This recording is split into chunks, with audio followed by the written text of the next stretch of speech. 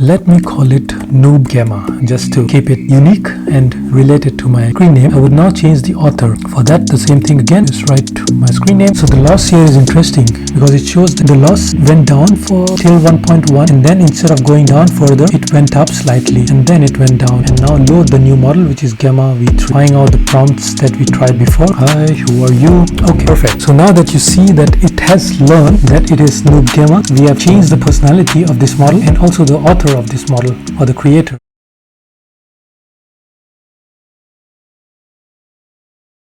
Okay, let's look at the more practical side of fine-tuning. Every Llama Factory training project will have few common steps. If you have not set up Llama Factory, you can clone this repo from here. I have it cloned here and then activate the environment. I already have my environment activated and you can run this Llamafactory-CLI command with a subcommand for web UI, which will open the web interface of Llama Factory. Okay, this is the Llama Factory interface, also the web UI. And every training workflow follows a few important steps. We can walk through these steps. The first important step is to figure out which model you want to work with. Usually this is a model that is already good enough for your use case or a model that can run on your device comfortably. So in this case, since I'm running on my MacBook, I don't have a lot of GPU. So I'm choosing the smallest Gemma model that I can find, which is this one with 270 million parameter. And it also has the instruct tag, which specifies that it's able to follow chat-based instructions. Once I've selected that, the next thing that's important to do before fine-tuning is to check how good your model already is for the task that you want it to do. Let's say I'm trying to prepare a chat model for my company's use to answer questions about company FAQs and any questions that employees might have or my customers might have about my company. For that, there are a lot of ways to do evaluation. There is this evaluate and predict, which is a more systematic way of running evaluation, which has common evaluation benchmark which are run across different metrics. In this case, I will go with the simple approach of using a chat-based evaluation. Let me first load this particular model by clicking this load model button. So what I'm trying to do here is using this chat interface, try out some prompts, and in that way I want to see if the model lacks in certain aspects or what I want to change or what are the gaps in the model's performance that I can improve with fine-tuning. So here I can write a prompt that I want to send to the model, and before I do that, I want to change this maximum new token to a low number. I don't want the model to write really long responses. I just want it to write short responses. Tokens here, if you have not heard this term before, it's just a bunch of characters. So any text that you write, let me write, hi, who are you? This particular text could be broken down into multiple tokens like who, are, you, I, question mark. These could be all different tokens. New tokens is the response that the model sends. So I restrict it to about 100 tokens. So here, if you see, this is the response from the language model. It says I'm Gemma, which is right. It's a Gemma model. I'm Gemma, OpenWeight's AI assistant, and it says that it's created by Google DeepMind. This response is okay, but if I'm deploying my model for my customers, I would prefer if it responded with something to do with my particular product, with a branding name for my company or something related that signifies that this is a model that is customized by me for my use case, for my customer. And I would prefer to fine-tune the model to change its identity. Here it identifies as Gemma, a model trained by Google DeepMind. I would prefer to change this that is more suited to my customer and my brand. And let me try to do that. First, I'll unload this model that I loaded for the chat. I could also try multiple other prompts if I want to figure out what other gaps there are in this model. But for now, I'm happy that this is the response and I know what to change now. The first thing is to select the model, then evaluate the model if it's good enough on your use case. The next and the most important part is to configure the training parameters and the dataset. So when you have figured out that there is a gap in the model that you are trying to use, you need to provide it with a dataset that can improve or close that gap. And one such dataset that we have here is the identity dataset. This dataset tries to create samples that helps the model learn about its identity, similar to the question we asked in the chat. Let's look at this dataset. Here you can see the instruction from the user, which says hi, and the output from the model, which says hello, I am so and so, name, and an AI assistant developed by an author. How can I assist you? Let's look at a few other samples. Here is another instruction from the user which says if the user says who are you, the model is expected to respond I am such name developed by an author. There are many other samples regarding name. Can you tell me about yourself? So all these are questions that the user could ask, and there is a response that the model is expected to answer or model is taught. And we will use this data. As you see, the data set does not have a name and an author in there. we will try to fill in this name or replace this on ourselves manually and then use that data set for training. Let's do that. For that, I would go to my terminal, then I would open up the Llama Factory GitHub repository that I've cloned, and in here, if you go to the data directory, you will see that there is a file called identity.json. This is the file that contains that data set that we just saw. Let's open it up and see how it looks. So this is the data set. We saw some of these samples, hi, and a response from the user or output, hello, I am so and so. And I'm using NVim. If you would like to use this IDE in your terminal, if you're not familiar with NVim or NVChat, you can try out this video here and try it out. If you have any other IDE, that's totally fine. You just need to open up the file and replace all instances of name and author with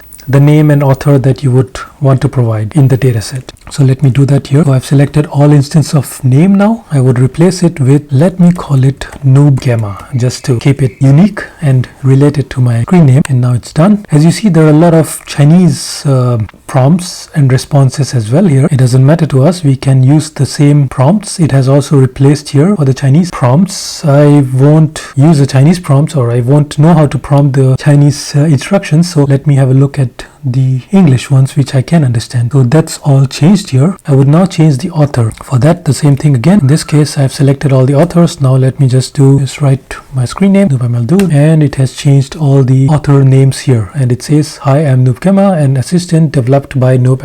It looks okay. Let me just save it and exit. Let me look at the UI interface to see how it looks. Yeah, here it is. I am Noob Gemma, an AI assistant developed by Noob. So it's all updated here. And now I can use this data set for training. So we have selected the model, the data set, and the other important thing to select is training configuration. So here you see all the different training configurations that you could set. Right now, I will not change any of these. The only thing you need to check is if you're using this training stage as supervised fine-tuning, which is the most easiest one and the easiest to get started with, and also the one that is suited for this data set. Everything else can keep it as it is. And let's go down all the way here. So just for organization of your experiments, it's better to name your experiments and your directories so you can understand later what they are. I have an identity Gemma already, so I will try to create a name for it. Let me call it V2. And I would also want to save these configuration parameters into the YAML file so I can use it later if I need to. So I will also save it with the same name. So here we have identity Gemma v2 as also, and usually a good thing to do is to save your arguments once you have written the name. So what it would do is it would save all the arguments that you have set above into this particular YAML file that you can reuse later or look at it later. Now all there is to do is to start the training, but before we start the training, it's usually a good idea to do a dry run, and this preview command helps us do that. This is just a dry run command which shows us everything that we have set into the configuration to ensure or just check if everything looks okay. So we have the stage set to SFT, which stands for supervised fine-tuning. We have Gemma 2 template. We have the identity data set. Everything else looks okay. We have the identity Gemma v2 as the output directory, and these things look okay. You don't need to know what these things mean. We will go through them one by one once we get into the details of training configurations. Right now, all you need to do is press start. And while this thing starts here, you can quickly go back to the logs and we can watch the logs to see what's happening in the training process. So if you go to the start of the logs, this section was triggered when we loaded the model for the chat, and it loaded the tokenizers, different files that are relevant for the model. It created or used this Gemma config, loaded a few other things, and now when we created this training configuration, it's trying to load the training run here. So if you see, it's trying to use this particular device and using the dataset here, load dataset identity.json, the exact one that we changed. And if you can see, here is a training example that we saw before, which starts with the user saying hi and the model saying, hi, I'm Noob Gemma, an AI assistant developed by Noob. And these are the IDs or the token IDs specific to this particular tech that we saw. And here we have the training that has started. And if you go back to our device, here you can see the training progress. There are 18 steps, 5 out of them have completed. You can look at this log here and it would tell you the loss and the different parameters for this particular training run. We will look at what is lost, what is learning rate, what is epoch, these things, but for now just know that there are some numbers important to look at while you're training, and these lost numbers are also plotted here on the chart above, and that's what you see going down. Going down is good.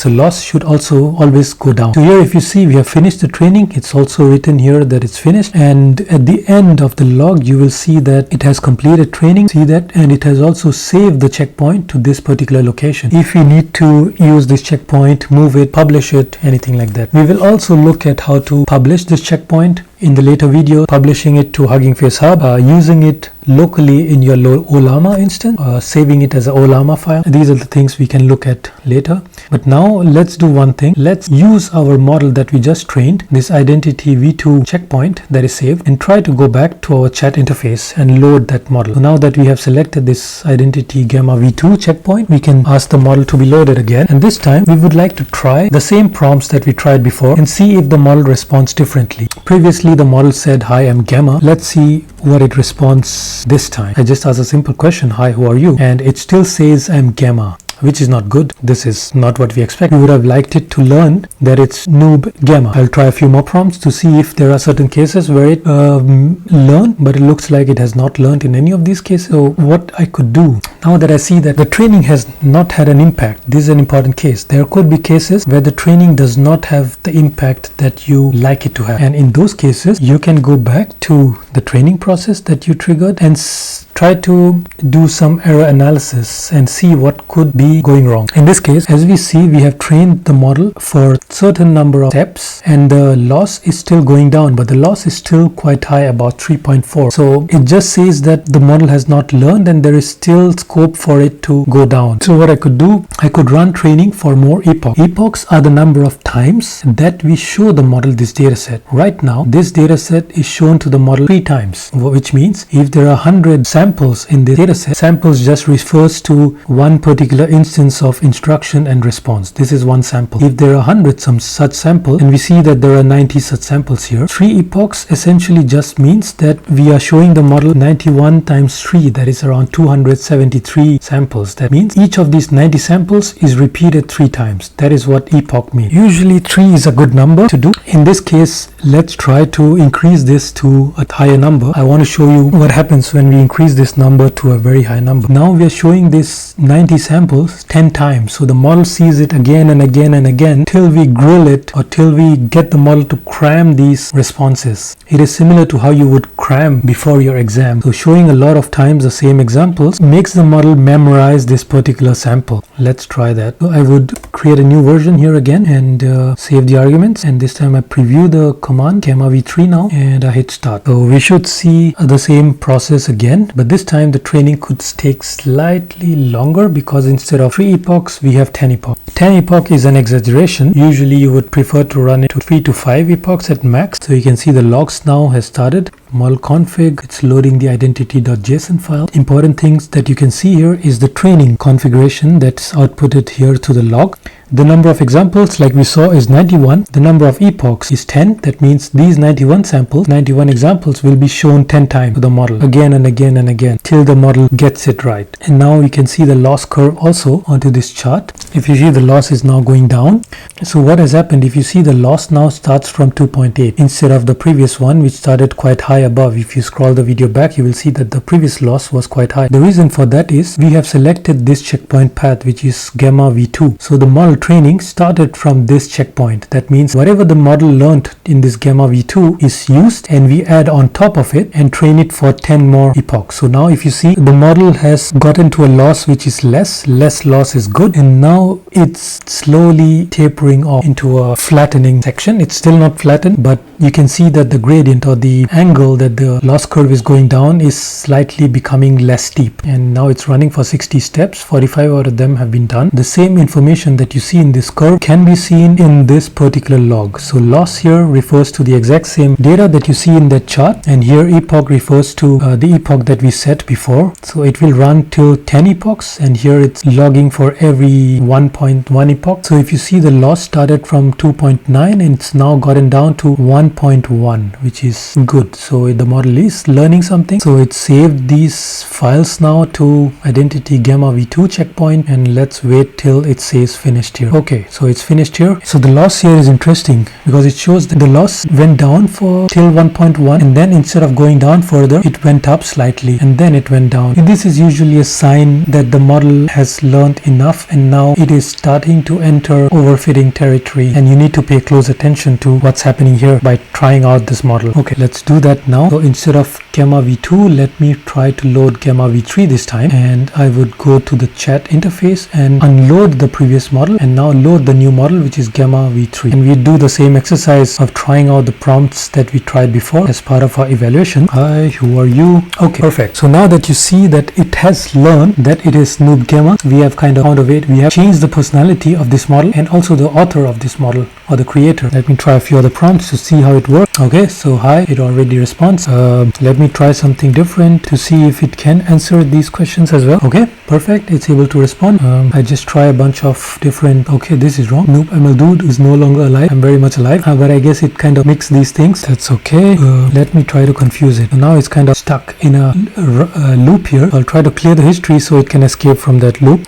See, so it's kind of gotten this mixed identity of being Gemma and also Noob Gemma, so it's hallucinating some of these things. So the author is not Noob Gemma, the author is Noob ML dude, but the model is Noob Gemma, so it's kind of hallucinated this thing here, right? That's let me try something else. Okay, perfect. So here it says I'm not created by Google, but I'm an assistant developed by Noob Gemma. So it's kind of got the name of itself or its identity and its creator's identity mixed up here, and this is not good. So what we might have to do if you want to get this to work correctly is we might have to introduce such confusing examples also into the data set and then train the model for it, so it can understand that when such confusing questions are asked, it needs to correctly respond that it is Noob Gemma and its creator is Noob ML dude, not the other way around. Let me try some other prompt. So this is just a way to evaluate the model, and some people call it vibe check, checking the vibes of the model. Okay, so this is clearly confused itself now. It's confused the author and the model identity. Let me try again. I cleared the history and now I want to try again if it can perform well on a clear history. So this time it thinks the creator and the model or the assistant is the same entity. Not correct. Okay, so anything asked, it responds in the same way. So one particular problem that happens when you train the model for really long epochs, like here for 10 epochs, is the model memorizes the script that you provided it without understanding the details of what it was taught. In this case, we taught it repeatedly for this particular sentence, and it's memorized this sentence so much that it kind of pays less attention to the facts here, but more attention to this particular sentence. And this is what happens when you train it for too many epochs. Okay, so we tried for too many epochs. In next video, we will try to use another technique to change this model without running for too many epochs and try to get it to learn